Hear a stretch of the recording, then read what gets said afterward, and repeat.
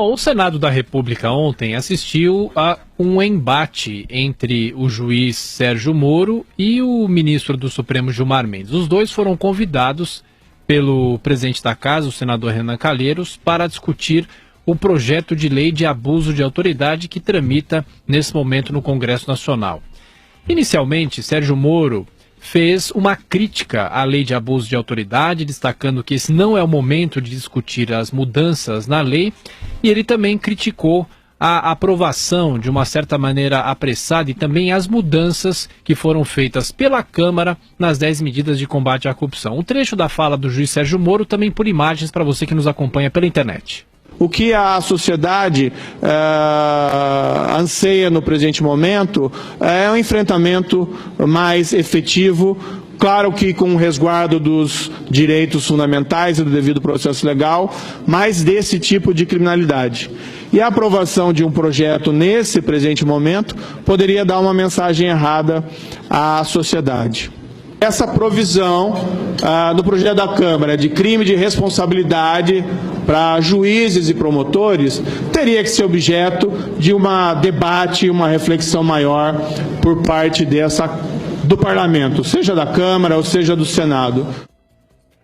Pois é, em contrapartida ao juiz Sérgio Moro, o ministro Gilmar Mendes, também convidado para participar desse debate, não só falou que a lei de abuso de autoridade precisa ser atualizada, mas também citou um item suprimido pela Câmara das medidas de combate à corrupção, um item que inviabilizaria o habeas corpus no país. E o ministro do Supremo, presidente do Tribunal Superior Eleitoral, elogiou a decisão da Câmara. Dar-se habeas corpus sempre que alguém sofrer ou se achar na iminência de sofrer violência ou coação ilegal que prejudique diretamente sua liberdade atual de ir e vir, salvo nos casos de punição disciplinar. Até aí permite-se o habeas corpus. Agora veja o seguinte, começam então as negativas. Parágrafo 1º, a ordem de habeas corpus não será concedida.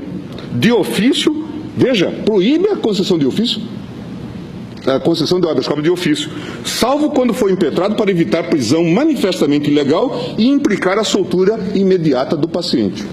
Concepção claramente autoritária. Vou permitir, senhores juízes, senhores procuradores, será que as pessoas que lá no viaduto do chá assinaram esses documentos, que correriam risco com esse modelo, tinham consciência de que estavam aprovando isto? Claro que não. Vamos ser honestos.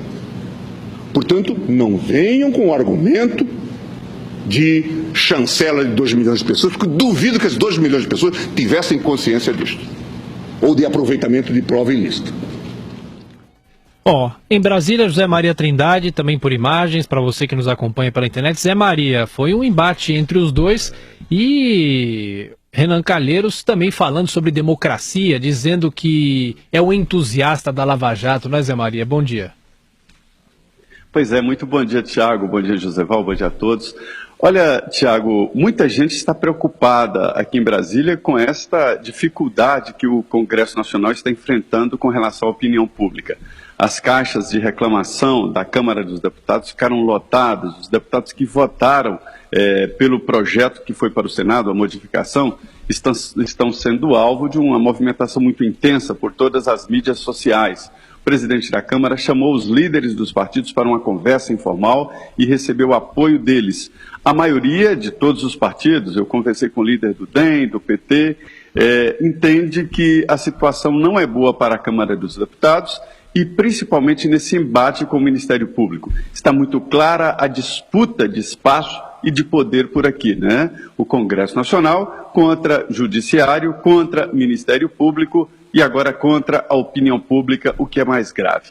Mas eu, como antigo frequentador do tapete vermelho, do tapete verde e do tapete azul do Senado Federal, eu posso dizer que o Congresso está vivendo um bom momento. Afinal, se transformou de novo em palco de debates. O Congresso foi feito exatamente para esses debates, né? Você vê claramente aí o ministro Gilmar Mendes apontando que o projeto não é essa maravilha que o Ministério Público desenhou.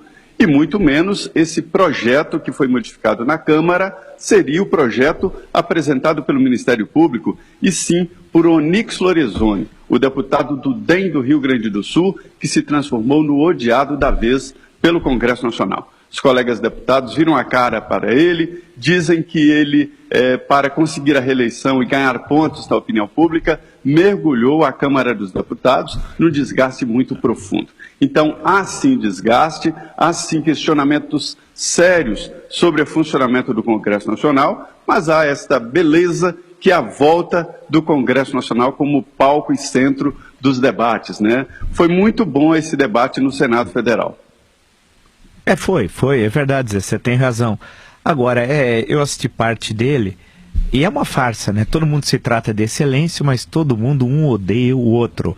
Ali ao lado está o juiz Sérgio Moro, sentado na cadeira presidindo a sessão da comissão, ouvindo a discussão sobre a discussão de abuso de autoridade. Quem?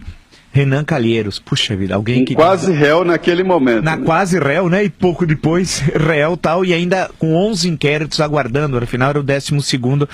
Então, é tudo uma farsa. O ministro Gilmar Mendes, pouco depois, votou em defesa de Renan Calheiros. Ele, Dias Toffoli, por sinal... parece aquela música, onde a vaca vai, o boi vai atrás, né? Porque onde vota Gilmar Mendes, o Dias Toffoli vai atrás, né? Parece aquela velha música lá dos anos 70, salvo engano. E Ricardo Lewandowski e tal. E eu não entendi na sessão, inclusive, do STF, eu queria que o Ministério Público explicasse porque 2 das imputações acabaram prescrevendo porque o Ministério Público atrasou as investigações, né? E que eram simples, não eram algo complexo. Ninguém estava querendo. Era coisa que as notas fiscais eram fraudadas, né? Eram os bois voadores inventados pelo Renan para justificar que ele estava pagando a pensão da menina que ele teve lá numa relação extramatrimonial com a jornalista Mônica Veloso, então jornalista Mônica Veloso tal. Bem, mas o que interessa em relação agora o fato em si, realmente o Congresso Nacional, e você bem disse, virou uma estrela. Democracia sim. E democracia também é as pessoas discordarem do Congresso Nacional. Concordar ou discordar, assim como com o Supremo Tribunal Federal, assim como com o Palácio do Planalto. E as pessoas estão indignadas, né? Nunca o Congresso Nacional foi tão vigiado, o que é bom, né? Nunca o STF foi tão vigiado, o que é bom. E assim como o Palácio do Planalto. Eu tenho a minha opinião, eu discordo radicalmente do que disse o ministro Gilmar. Acho que ele está equivocado tal. Agora, vamos ver o que vai acontecer. As ruas vão também se manifestar no próximo domingo, isso é sempre importante ressaltar. Se não fosse as ruas, a Dilma estaria sentadinha no Palácio do Planalto, Lula estaria como ministro-chefe da Casa Civil, seria eleito em 18 presidente, 22 reeleito e colocaria um posto em 26. As ruas é que mudaram a história do Brasil, né? É importante sempre pressionando o Congresso. Então vamos aguardar aí o que vai acontecer, Zé. Mas isso que você falou, o protagonismo do Congresso Nacional, provavelmente, eu acho que nos últimos 50 anos, nunca foi tão grande, né? Pois é. O interessante, sabe, professor, é que, aliás, eu estou enviando aí para o senhor um livro muito importante sobre a história do impeachment, aí, detalhando, né, todas as posições e mensagens de cada partido. Poxa, muito obrigado, hein? Primeiro, muito obrigado, Zé, pelo presente. Super para você.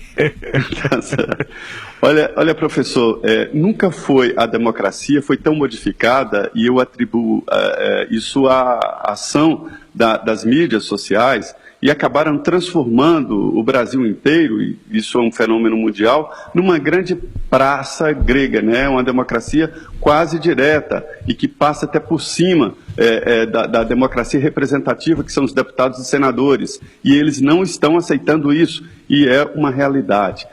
Outro comentário que eu gostaria de dizer aqui é sobre Renan Calheiros. Ele é um animal político, sempre foi muito importante em todos os governos. Nenhum governo quis ficar sem o apoio de Renan Calheiros, porque ele é um adversário terrível e sem limites, né? Mas agora ele começa a perder poderes. Eu ontem, depois da nota oficial dele, ele nem deu entrevista, uma nota oficial dizendo que vai provar a inocência. Eu senti claramente no Senado Federal que os líderes estão constrangidos e já se recusam a serem presididos por Renan Calheiros. Então é possível que a pauta que está estabelecida em acordo com os líderes seja até prejudicada em função desta decisão do Supremo que transformou Renan Calheiros em réu. José Maria Trindade com as últimas informações de Brasília. Zé Maria, bom trabalho. Até mais tarde. Pois não, muito bom dia.